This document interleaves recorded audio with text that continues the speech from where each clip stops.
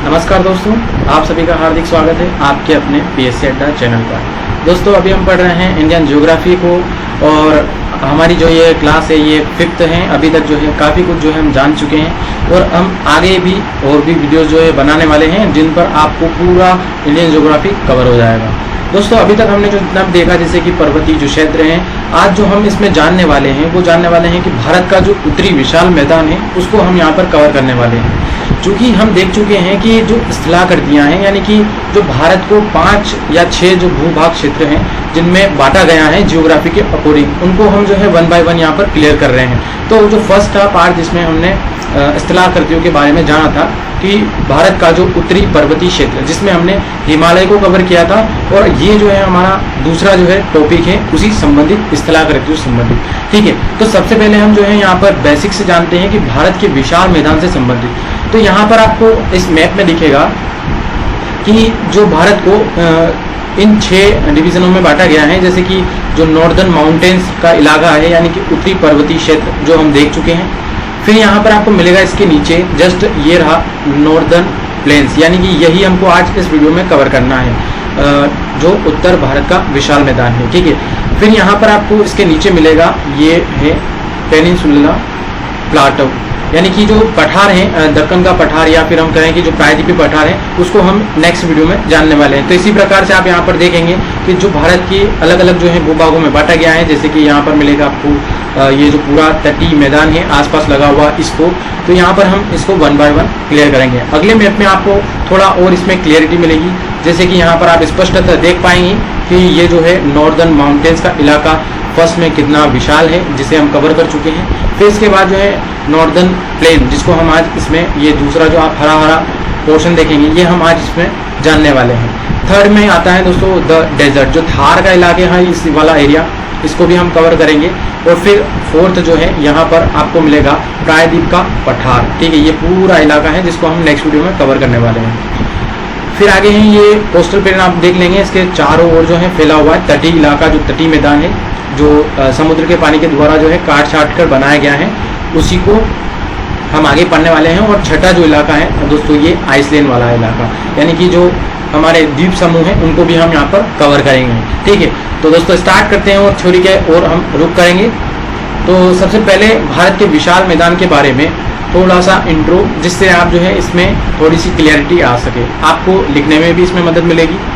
जैसे कि भारत का जो विशाल मैदान है वो विश्व का सबसे अधिक उपजाऊ और घनी आबादी वाला भूभाग कहलाता है। ठीक है, यह जो मैदान है वो प्रायद्वीपीय भारत को बाह्य प्रायद्वीपीय भारत से बिल्कुल अलग करता है। चूँकि जो प्रायद्वीपीय भारत है वो दक्षिण का इलाका है, वो यहाँ पर जो भारत का उत्तरी विशाल मैदान है ये जो भारत का प्रायद्वीपीय मैदान जो है दक्षिण का इलाका उसको ऊपर के मैदान से बिल्कुल अलग करता है। ठीक है, तो उत्तर भारत नॉर्दर्न भारत को और दक्षिण के जो साउथ भारत है साउथ एरिया उसको ये अलग करता है। इसके बाद इसके आगे है कि हिमालय के जो निर्माण के बाद बना यह एक नवीनतम भूखंड है जो सिंधु गंगा ब्रह्मपुत्र का प्रमुख भाग है। भौगोलिक दृष्टि से यह एक खंड था जिसे भारत पाकिस्तान विभाजन के पश्चात अलग कर दिया गया। ठीक है, तो यहाँ पर क्या होगा कि दोस्तों जो भारत का उत्तरी विशाल मैदान है ये थोड़ा सा पार्ट जो है आपको इसका पाकिस्तान में भी मिलता, परंतु भौगोलिक रूप से पर जब से हमारा जो भारत और पाकिस्तान का विभाजन हुआ है जिसकी वजह से क्या हुआ है कि अब पॉलिटिकल मैप की देखेंगे तो आप यहाँ पर दोनों का अलग अलग जो पोर्शन देखने को मिलेगा, जिसलिए हम यहाँ पर आज जब भी हम ज्योग्राफी में पढ़ते हैं तो इसको क्या बोला जाता है, भारत का उत्तरी विशाल मैदान बोला जाता है। पश्चिम में आपको सिंधु नदी के मैदान का जो अधिकांश भाग और पूर्व में गंगा ब्रह्मपुत्र का जो डेल्टा है इसका अधिकांश भाग वर्तमान भारत से अलग हो गया है, क्योंकि आप देखेंगे कि ज़्यादातर जो सिंधु नदी का क्षेत्र है वो पाकिस्तान में आता है और जबकि हमारे इलाके में गंगा और ब्रह्मपुत्र का जो क्षेत्र है वो ज़्यादा पड़ता है, इसलिए यहाँ पर ये दोनों जो है वर्तमान में अलग हो चुके हैं। यही कारण है कि शेष मैदान को भारत के विशाल मैदान के नाम से संबोधित किया जाता है, जिसमें सतलज व व्यास का मैदानी भाग आता है। ठीक है, तो आपको मिलेगा ये सतलज और व्यास जो है पंजाब में आपको ये नदियाँ मिल जाएगी, वहाँ का जो मैदानी इलाका है वो इसके अंतर्गत आता है। कई भारतीय विद्वानों द्वारा इस मैदान को विशाल मैदान के नाम से भी संबोधित किया गया है। ठीक है, तो ये हो गई थोड़ी बहुत कुछ इंट्रो की बात। आगे आते दोस्तों अब इसकी जानकारी के बारे में कि इस विशाल मैदान का जो क्षेत्रफल है वो 7 लाख वर्ग किलोमीटर है। अब आपको यहाँ पर थोड़ा सा ज्योग्राफी से हिसाब से ये थोड़ा क्लियरिटी मिल गई होगी कि अगर 7 लाख हम एक्चुअल डेटा के अकॉर्डिंग बात करें तो कितना वर्ग किलोमीटर ये एरियाज हैं, और वहीं आप जो है मैप्स के अकॉर्डिंग देखेंगे तो यह काफ़ी विस्तृत आपको देखने को मिलेगा। इसके बाद देखिए पूर्व से पश्चिम दिशा में इसकी जो लंबाई है वो लगभग कितनी है, तो 2400 किलोमीटर है। चौड़ाई में यह पश्चिम से पूर्व की ओर कम होती हुई जाती है, क्योंकि आपने देखा है अभी चूंकि मैप में कि पश्चिम में तो इसका जो क्षेत्र है वो ज़्यादा है, जबकि पूर्व में धीरे धीरे जो आता है तो ये जो उत्तरी विशाल मैदान है ये संकरा होता जाता है। इसकी जो चौड़ाई है वो पश्चिम में 500 किलोमीटर है, और जबकि पूर्व में देखेंगे तो इसकी जो चौड़ाई है वो क्रमशः घटती हुई जो है 145 किलोमीटर ही रह जाती है। ठीक है, तो इस प्रकार से आप यहाँ पर थोड़ा सा इसके बारे में जानकारी मिल गई होगी। सामान्य तौर पर इस मैदान का जो ढाल है वो एकदम समतल है। अब ढाल क्या होता है दोस्तों, ढलान होता है जिसकी वजह से मान लीजिए कि जो मैदान है उसका जिस ओर भी ढाल होता है उसी ओर नदियाँ भी गमन करती हैं, और इसी प्रकार से उसको जो है हम जो है वहाँ पर रोटेशन या गति भी कर पाते हैं। ठीक है, तो जो ढाल है वो एकदम इसका क्या है, समतल है। इसका अधिकांश भाग है वो समुद्र तल से लगभग 150 मीटर की ऊंचाई पर स्थित है। इस मैदान का जो राजनीतिक विस्तार यानी कि हम पॉलिटिकल क्षेत्र की बात करें कि ये कहाँ से कहाँ तक विस्तृत है, तो यहाँ पर आपको देखने को मिलेगा पॉलिटिकल मैप के अकॉर्डिंग कि जो ये मैदान है ये दिल्ली, उत्तरी राजस्थान और हरियाणा, पंजाब, उत्तरी बिहार, उत्तर प्रदेश, असम, बंगाल राज्यों में है। तो आप देख चुके हैं पॉलिटिकल मैप में भी, और यहाँ पर आप जियोग्राफी मैप में भी आप देख चुके हैं कि इसका जो क्षेत्र है उत्तरी विशाल मैदान का ये पंजाब, हरियाणा, दिल्ली से लगाकर जो है असम, बंगाल तक फैला हुआ है। इसकी पश्चिमी सीमा जो है राजस्थान मरुभूमि में विलीन हो गई है। चूँकि क्या है कि दोस्तों जो थार डेजर्ट है वो धीरे धीरे विस्तृत होता जा रहा है, जिसकी वजह से क्या है जो ये मैदान का इलाका है वो अब मरुस्थल में कन्वर्ट होता भी जा रहा है। तो आगे देखेंगे दोस्तों हम और भी इसके बारे में कि इस विशाल मैदान का जो निर्माण है वो नदियों द्वारा बहाकर लाए गए निक्षेपों से हुआ है। अब ये मुख्य पॉइंट है दोस्तों, क्यों? क्योंकि अगर मान लीजिए किसी भी मैदान का निर्माण होता है वो तभी हो पाता है जब जो नदियाँ होती है वो अपने जल द्वारा जो बहाकर लाए गए कण होते हैं या फिर निक्षेप होते हैं उन्हीं के एक जगह जमने से क्या होता है, मैदानों का निर्माण होता है। तो इसलिए इस विशाल मैदान का निर्माण जो है वो नदियों द्वारा जो बहाकर लाए गए निक्षेपों से हुआ है। चूंकि आप जानते हैं दोस्तों कि जो गंगा ब्रह्मपुत्र का आपने ये क्षेत्र देखा है जिसे हम दोआब का क्षेत्र भी बोलते हैं। अब दोआब का क्षेत्र क्या होता है दोस्तों, यानी कि दो नदियों के बीच का क्षेत्र। तो अब जहाँ पर ज़्यादा नदियाँ होगी वहीं पे तो नदियों द्वारा जो बहा अगर लाए जाते हैं निक्षेप वो ज़्यादा जम पाएंगे। तो इसीलिए यहाँ पर हमको ज़्यादा जो उत्तरी इलाके में मैदान आपको मिलेंगे। ठीक है, और एक और चीज़ आपको पता होगा कि जैसे कि हमारी प्राचीन सभ्यता है सिंधु घाटी सभ्यता, वो भी नदी के किनारे ही विकसित हुई थी, क्योंकि नदियों के किनारे जो है हमें काफ़ी सुलभता होती है, चाहे हमें खाने से संबंधित, पीने से संबंधित या फिर हमारी जो दिनचर्या के अकॉर्डिंग हमें जो आवश्यक जरूरी सामान होते हैं वो भी नदियों के आसपास इर्द गिर्द सुलभ हो जाते हैं। तो ठीक है, तो इसीलिए यहाँ पर जो विशाल मैदान होते हैं या फिर हम कहें कि जो मैदान होते हैं नदियों द्वारा बनाए गए ये काफ़ी इम्पोर्टेंट होते हैं, जहाँ पर किसी भी सभ्यता का जो है प्रादुर्भाव होता है। आगे है दोस्तों कि यह निक्षेप जो है बहुत मोटा है। ठीक है, इसकी जो मोटाई है इसके बारे में अभी तक कोई निश्चित मत नहीं प्रकट किया जाता, क्योंकि ये जो मैदान है ये कितना मोटा है, मोटाई इसकी अभी कुछ अनुमानित नहीं की गई है, परंतु यहाँ पर फिर भी कुछ विद्वानों ने इसके बारे में अनुमान लगाया है कि जो प्रयोग के आधार पर इन्होंने यह कहा है कि इसकी जो औसत मोटाई है वो लगभग 1300 से 1400 मीटर तक हम मान सकते हैं। इसकी मोटाई जो है चाहे जितनी भी हो, पर मैदान के संबंध में यह जानकारी अक्षरशः सत्य है कि विशाल मैदान जो है कांप निक्षेपों से निर्मित है। अब यहाँ पर दोस्तों ये कांप निक्षेप क्या होते हैं, जो मिट्टी होती है, एक कांप प्रकार की मिट्टी होती है, उनके द्वारा बनाए गए जो मैदान होते हैं ये विशाल मैदान भी उसी कांप निक्षेपों से निर्मित है। ठीक है, परंतु यह निक्षेप कितनी गहराई रखते हैं इस बारे में विद्वानों में मतैक्यता नहीं है। सर्वाधिक जो कांप की गहराई है, यानी कि जो मिट्टी की हम बात करें कांप मिट्टी की, तो इसकी जो गहराई है वो दिल्ली व राजमहल की पहाड़ियों के बीच पाई गई है। ठीक है, तो यहाँ पर आगे हम देखें कि राजस्थान व मेघालय पठार के बीच यह कम गहरी है। ठीक है, तो इन दोनों की आप स्थिति देख पाएंगे कि इसकी जो मोटाई है मैदान की वो कहाँ पर तो ज़्यादा है और कहाँ पर जो है कम है, तो वो यहाँ पर आपको पता चल गया है, जो एक दूसरे से कम गहराई पर मिले हुए हैं। ठीक है, अब हम आगे बढ़ते हैं दोस्तों।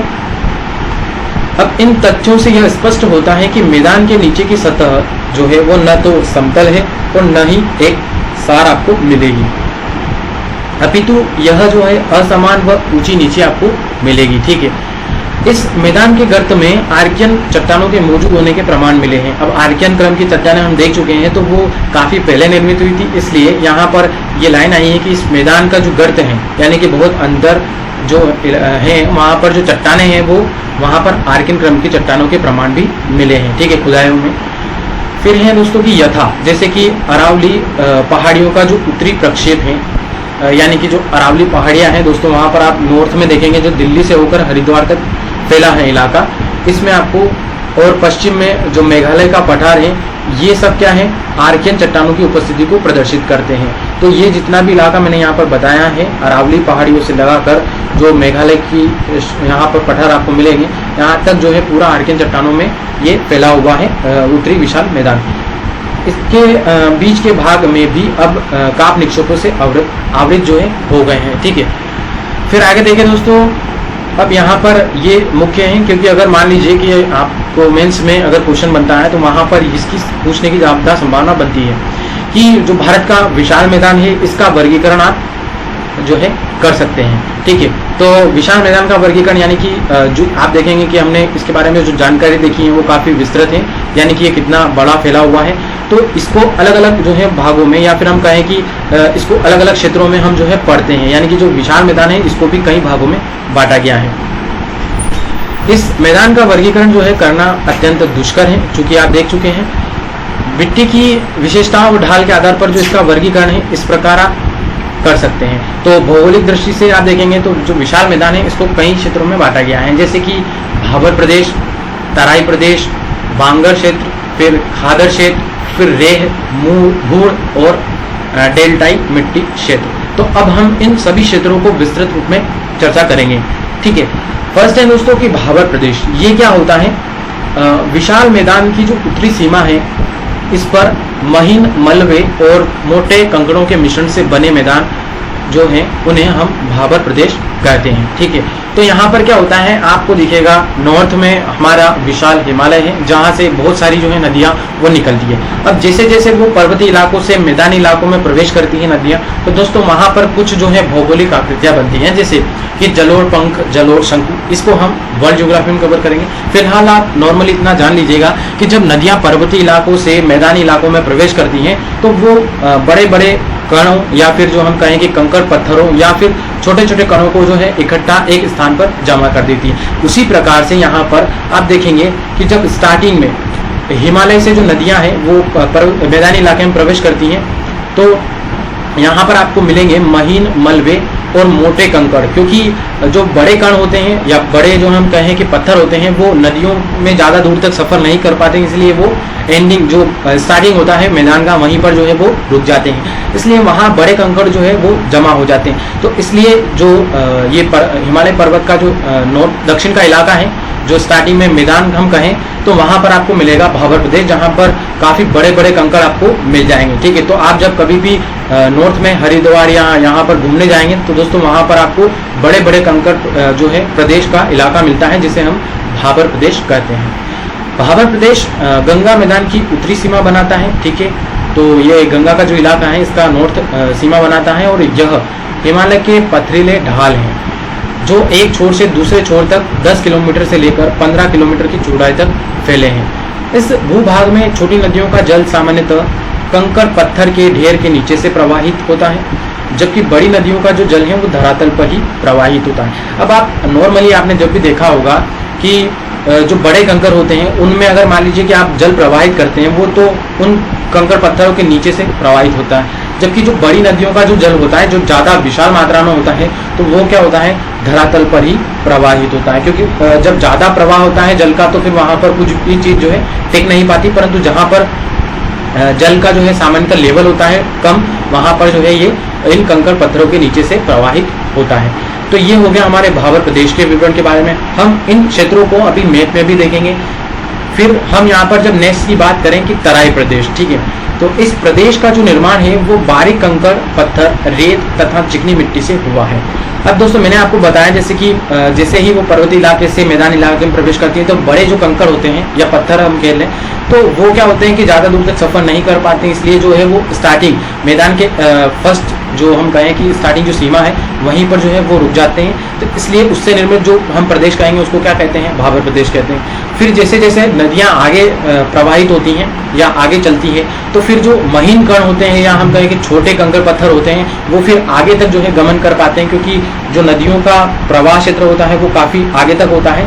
तो जो छोटे कंकड़ पत्थर होते हैं या महीन जो है मलबा हम कहें तो वो आगे तक जा सकता है। तो इसी प्रकार से जब भाबर प्रदेश से वो महीन या बारीक जो कंकड़ पत्थर है या रेत या चिकनी मिट्टी ये सभी जो है आगे तक आते हैं, तो फिर ये जहाँ पर भी आके जम जाएंगे वहाँ पर जो है उसको हम क्या कहेंगे, तराई प्रदेश। तो इस प्रकार से भाबर प्रदेश के बाद आपको तराई प्रदेश मिलेगा हिमालय पर्वत के दक्षिण में।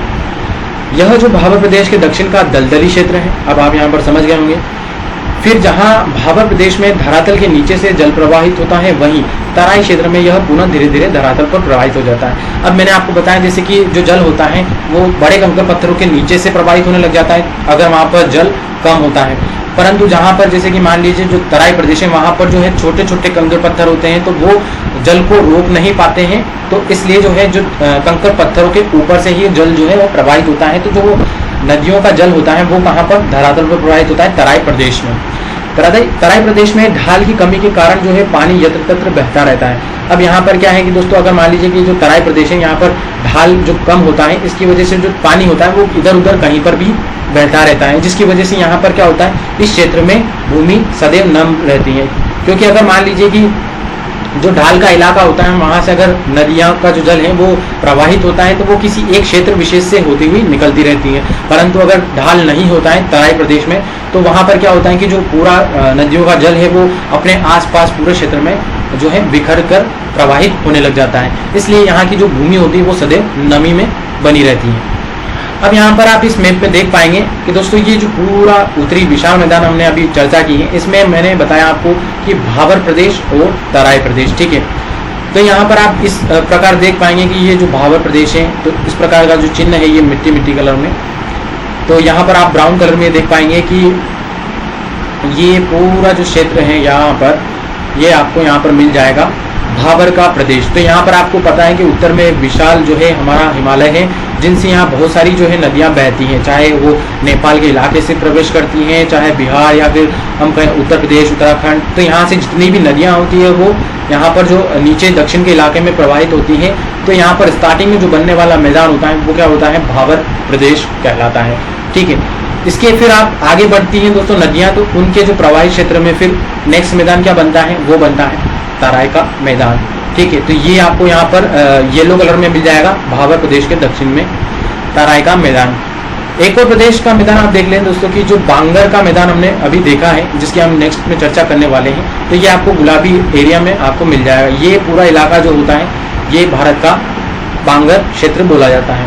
इसके बाद आपको ये मिलेगा खादर का प्रदेश या खादर का मैदान, ठीक है। तो ये जो है आपको यहाँ पर पूरा मिल जाएगा ब्लू कलर में, ठीक है। तो इस प्रकार ये जो सारे क्षेत्र हैं दोस्तों अपने जियोग्राफी के अकॉर्डिंग भी आपको क्लियर होने चाहिए, थ्योरी के अकॉर्डिंग जो है इनकी डिटेल्स भी आपको पता होनी चाहिए। तो अब आप यहाँ पर भाबर प्रदेश, तराई प्रदेश और बांगर प्रदेश और खादर प्रदेश के बारे में लोकेशंस जान गए हैं। अब हम आते हैं नेक्स्ट जो है बांगर और खादर प्रदेश के बारे में। सबसे पहले कि खादर प्रदेश ये क्या होता है, इस खादर प्रदेश की हम पहले भी चर्चा कर चुके हैं। जैसे कि जिस भूभाग में नदियों की बाढ़ का जो पानी है प्रत्येक वर्ष पहुंचता है उसे हम खादर प्रदेश कहते हैं। अब यहाँ पर क्या होता है दोस्तों कि जो नदियों द्वारा जो नवीन जलोढ़ मिट्टी होती है उसे लाया जाता है, तो उसे हम जो है क्या बोलते हैं, खादर मिट्टी बोलते हैं। ये मैंने आपको याद करा दिया है। तो यहाँ पर क्या होता है, जहाँ पर नदियाँ प्रत्येक वर्ष हर साल बहती रहती है, निरंतर बहती रहती है, तो वहाँ पर क्या होता है जो नदियों द्वारा जो है मिट्टी जो लाई जाती है नवीन जलोढ़ मिट्टी, उसे हम क्या बोलते हैं, जहाँ पर ये पूरी जो जलोढ़ मिट्टी होती है नवीन वो जम जाती है तो उसे हम बोलेंगे खादर प्रदेश। इसे नदियों के बाढ़ का मैदान या कछारी प्रदेश भी बोला जाता है, क्योंकि यहाँ पर क्या होता है कि दोस्तों अत्यधिक मात्रा में जो है नदियों द्वारा पानी लाया जाता है और वहाँ पर जो है मिट्टी के द्वारा मैदान निर्मित कर दिया जाता है, इसलिए इसे कछारी प्रदेश भी बोला जाता है और बाढ़ का मैदान भी बोला जाता है। तो ये आपको कहाँ पर मिलेगा? बिहार, उत्तर प्रदेश, राजस्थान में आपको खादर भूमि की जो है प्रधानता पाई जाती है। इस प्रदेश का जो निर्माण है वो काल उप प्लेस्टोसिन से प्रारंभ होता है तथा यह प्रक्रिया जो है वर्तमान में भी जारी है, क्योंकि आपको पता है कि अभी भी जो नदियां हैं वो निरंतर प्रवाहित हो रही हैं और अपने जो इलाके हैं जहां पर ये प्रत्येक साल जो है बहती रहती है, ठीक है, तो वहां पर क्या जो है निरंतर जड़ों मिट्टी जो है लाती रहती है, तो वहां पर जो है जमने के बाद जो ये प्रदेश का इलाका है ये निरंतर बढ़ता जा रहा है। इसके बाद है कि बालू एवं कंकड़ जो है उपलब्ध होने के कारण यह भूमिगत जल का उत्तम संग्राहक है, ठीक है, तो यहाँ पर जो है ज़्यादा भूमिगत जल जो है आपको मिल जाएगा। खादर प्रदेश की बात कर रहे हैं। आगे नेक्स्ट बांगर प्रदेश, ठीक है, ये क्या होता है कि यह उच्च भूभाग है जहाँ नदियों का पानी नहीं पहुँच पाता, ठीक है, तो आप देख चुके हैं कि भारत के पश्चिम में बांगर प्रदेश आपको मिलेगा जो एक उच्च भूभाग है जहाँ जो है नदियाँ प्रवाहित नहीं हो पाती, क्योंकि ढाल के अकॉर्डिंग जो है नदियाँ वो बहती हैं, इसलिए यहाँ पर उच्च भूभाग में ये नदियाँ नहीं जा पाती। इस क्षेत्र में आपको चूना पत्थर, चूना युक्त जो कंकरीली मिट्टी है वो पाई जाएगी। इस क्षेत्र की ऊंचाई जो है एक समान नहीं होती है, ठीक है, तथा कहीं कहीं पर यह 25 से 30 मीटर की ऊंचाई पर भी पाई जाती है। बांगर भूमि प्रायः आपको पंजाब और यूपी में पाई जाती है, ठीक है, तो ये आपको इसके बारे में जानकारी हो गई है। वैसे हमने बांगर जो मिट्टी के बारे में पढ़ा है, ये बांगर मिट्टी से बना हुआ प्रदेश ही बांगर प्रदेश कहलाता है। बांगर मिट्टी क्या होती है दोस्तों? जो नदियों द्वारा काफ़ी पुराने समय में बनाई गई जो जलोढ़ मिट्टी होती है उसे हम क्या बोलते हैं? बांगर मिट्टी बोलते हैं। तो ये तो हम याद कर चुके हैं। अब आगे देखिए दोस्तों, रेह ये क्या है?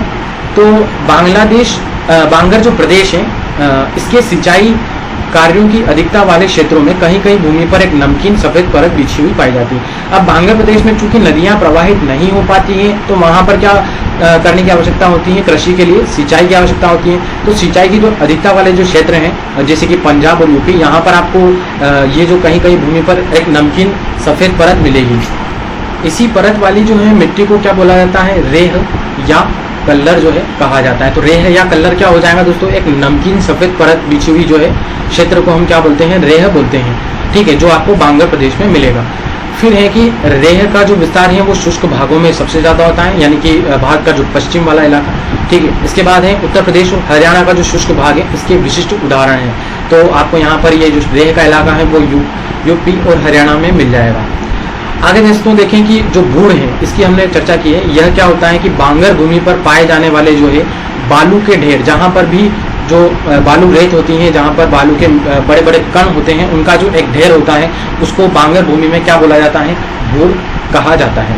इसका जमाव जो है आपको प्रायः गंगा और रामगंगा नदियों के प्रवाह क्षेत्र में अधिक मिलेगा, ठीक है। तो जहाँ पर भी गंगा और गंगा जो नदी है, यहाँ जो इनका क्षेत्र है इसमें आपको बूढ़ जो है आपको मिल जाएंगे। आगे दोस्तों देखें हम डेल्टाई प्रदेश। ये क्या होता है दोस्तों? डेल्टाई प्रदेश, तो गंगा व ब्रह्मपुत्र जो नदियां हैं वो विशाल डेल्टा का निर्माण करती हैं, ठीक है। तो आपको ये मिल जाएगा बांग्लादेश और भारत की जो सीमा है वहाँ पर आपको सुंदरबन का डेल्टा मिलेगा दोस्तों। तो ये पूरा जो इलाका है गंगा और ब्रह्मपुत्र नदियों द्वारा जो बनाया गया विशाल डेल्टा है इसका निर्माण करती है। तो यहाँ पर आपको डेल्टा प्रदेश मिल जाएगा और इनका जो डेल्टा है वो भारत व बांग्लादेश में फैला हुआ है। उल्लेखनीय है कि डेल्टाई जो प्रदेश है वो खादर प्रदेश का विस्तार है। तो आप देख चुके हैं कि जो खादर प्रदेश की लोकेशन से उसी के पूर्वी इलाके में आपको मिलेगा डेल्टाई प्रदेश, जो भारत यानी कि भारत में पश्चिम बंगाल जो राज्य है और स्पेशली रूप से जो बांग्लादेश, दोनों का जो पूरा एरिया है वहाँ पर आपको ये सुंदरबन डेल्टा मिलेगा दोस्तों, जिसे हम भारत के भौगोलिक रूप से जो है डेल्टाई प्रदेश बोलते हैं। और ये खादर प्रदेश का विस्तार मात्र है, यानी कि खादर प्रदेश का जो है ये बड़ा रूप है। परंतु इसकी जो दक्षिण सीमा है इसको सोन व चंबल नदियों के बीच की नदियों द्वारा बुरी तरह से काट छाट दिया गया है। तो यहाँ पर जो नदियाँ हैं दोस्तों जैसे कि खादर प्रदेश और डेल्टाई प्रदेश है, इन दोनों के बीच में जो है सोन व चंबल नदियाँ हैं वो प्रवाहित होती हैं। तो वो बहने की वजह से उनका जो क्षेत्र है दोनों का इलाका उसको ये काट छाट जो है करती रहती है, इसलिए प्रायः इसे बुरा स्थल भी बोला जाता है। तो ये दोनों का जो बीच का एरिया है इसको क्या बोला जाता है? बुरा स्थल भी बोला जाता है। अब यहाँ पर दोस्तों यहाँ पर इनका जो वर्गीकरण है ये तो हम देख चुके हैं। अब मुख्य रूप से कभी भी मान लीजिए उत्तरी मैदान के बारे में अगर क्वेश्चन बनता है तो वहाँ पर हमें ये पता होना चाहिए कि इस उत्तरी विशाल मैदान का भारत के परिप्रेक्ष्य में क्या महत्व है, ठीक है। तो इस मैदान का महत्व क्या है कि इस क्षेत्र का आर्थिक महत्व अधिक है, इकोनॉमिक रूप से ये ज़्यादा इम्पोर्टेंट है भारत के लिए। उपजाऊ मिट्टी आपको यहाँ पर मिलेगी, 12मासी जल स्रोत से यहाँ पर एरिया जो है ये मिलेगा, तथा अनुकूल जलवायु ने इस क्षेत्र को कृषि के लिए आदर्श क्षेत्र बना दिया है, क्योंकि यहाँ पर गंगा और बड़ी बड़ी जो नदियाँ हैं दोस्तों वहाँ पर जो है प्रवाहित होती हैं इस विशाल मैदान में। तो यहाँ पर एक तो उपजाऊ मिट्टी आपको मिलेगी और 12 महीने आपको जो है जल की आपूर्ति होती रहती है, और जो जलवायु है वो भी कृषि के अनुकूल आपको इस मैदान में मिल जाएगी। आगे है दोस्तों कि कृषि उत्पादकता के अलावा इस क्षेत्र की जो स्थलाकृति है संचार माध्यमों के प्रसार की दृष्टि से काफ़ी उपयुक्त है। इसी कारण इन क्षेत्रों में जनसंख्या का गहन जमाव जो है पाया जाता है। जैसे कि आप यूपी को देखेंगे तो वहाँ पर भी आपको जनसंख्या ज़्यादा मिल जाएगी दोस्तों। फिर इसके बाद बिहार, जिसमें सबसे ज़्यादा जो है जनसंख्या घनत्व आपको मिलेगा। तो इसी प्रकार से जो ये पूरे एरियाज होते हैं जो नदी के किनारे, यहाँ पर आपको ज़्यादा जनसंख्या मिलेगी। यद्यपि ये मैदान जो है देश के कुल क्षेत्र का फल का जो है 1/3 भाग ही है, किंतु यहाँ देश की 40% जो है जनसंख्या निवास करती है। तो ये मुख्य है, ये विश्व के सर्वाधिक जनसंख्या घनत्व वाले क्षेत्रों में से एक है। ठीक है, तो ये इंपॉर्टेंट है। आगे है कि उत्तरी मैदान राजनीतिक एवं सांस्कृतिक जो है दृष्टिकोण से भी महत्वपूर्ण है। ठीक है, तो ये मैदान इसलिए भी इम्पोर्टेंट है राजनीतिक और सांस्कृतिक दृष्टिकोण से। ये मैदान जो है सिंधु आंदोलन तक सभी प्रमुख ऐतिहासिक घटनाओं का रंगमंच रहे हैं। ठीक है, तो यहाँ पर काफ़ी आंदोलन आपको देखने को मिलेंगे इतिहास में।